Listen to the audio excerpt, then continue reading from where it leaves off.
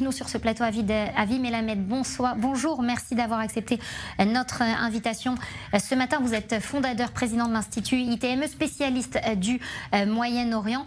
Avi Melamed, on vient d'entendre le porte-parole de Tsahal qui a avoir annoncé la disparition, enfin confirmé la disparition et la détention en tant qu'otage à Gaza à 203 familles, c'est-à-dire que le nombre d'otages pourrait encore être revu à la hausse dans les heures, dans les jours à venir.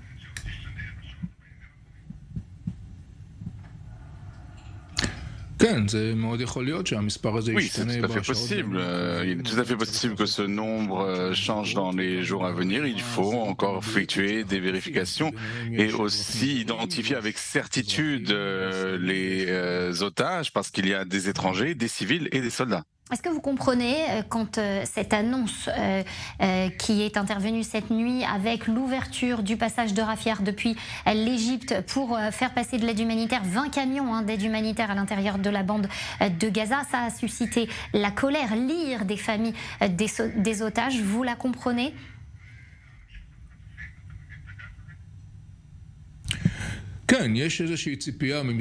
Oui, on attend, les familles des otages attendent qu'il n'y ait aucun geste de bonne volonté humanitaire à l'égard de la population de Gaza tant que les otages sont détenus.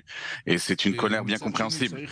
D'un autre côté, il faut garder à l'esprit que parmi les otages, il y a aussi des citoyens étrangers et il faut se souvenir de ce qu'a dit le président Biden hier dans son discours en Israël.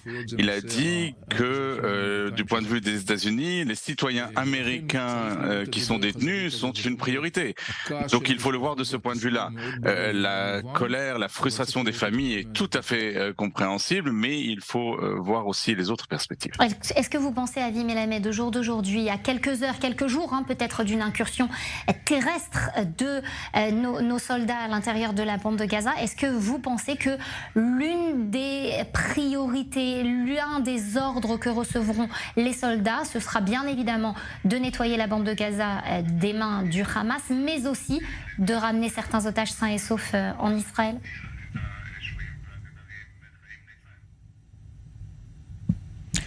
Oui, cela ne fait aucun doute. C'est d'ailleurs un des objectifs déclarés de la guerre lorsque Tsahal sera présent au sol dans la bande de Gaza. Il faut comprendre une chose importante à propos de cette opération militaire, si elle a lieu, cette opération au sol, et les otages. À partir du moment où il y aura une présence plus importante de l'armée israélienne dans la bande de Gaza, cela signifiera qu'Israël et l'armée ont la capacité d'obtenir beaucoup plus de renseignements sur le terrain. Et il y en aura des renseignements à recueillir. Et donc on pourra avoir des informations plus précises quant à l'endroit où se trouvent les otages, quel est leur état, qui les détient, comment on peut parvenir jusqu'à eux. C'est-à-dire plus Tsahal rentrera en profondeur dans la bande de Gaza, plus il n'aura la capacité d'avoir plus des renseignements et peut-être qu'on pourra parvenir aux otages et les libérer. Si l'on revient au front nord et au Hezbollah en particulier, face auquel lutte d'ores et déjà Israël, de votre connaissance du terrain, de votre connaissance de la situation dans sa globalité, en regardant l'Iran et les menaces que Joe Biden leur a faites également, est-ce que vous sentez qu'on risque et on va vers un embrasement avec le Liban à partir du moment où les forces iront sur le terrain à l'intérieur de la bande de Gaza ?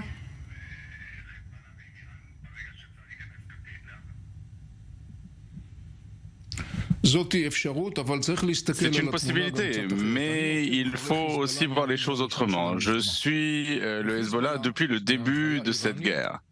Et le Hezbollah, sur l'ordre de l'Iran, a adopté une tactique très intéressante. Depuis le début de cette guerre, le Hezbollah agit très prudemment, fait une escalade progressive, mais à très petite échelle. Il tire des obus de mortier, des missiles anti-chars, des roquettes. Il permet à des cellules palestiniennes de franchir la frontière, mais rien de plus spectaculaire que ça. Donc c'est une escalade très minime à chaque fois, et la question que je ne cesse de me poser depuis le début de la guerre, c'est pourquoi le Hezbollah a-t-il adopté cette politique? Et ma réponse est double. Tout d'abord, le Hezbollah espère, et l'Iran espère, que leurs menaces à l'égard d'Israël vont faire que Israël ne va pas faire s'effondrer le Hamas. Alors c'est une menace qui n'a c'est une politique qui n'a aucune chance d'aboutir. La deuxième raison pour laquelle le Hezbollah adopte cette politique, et je pense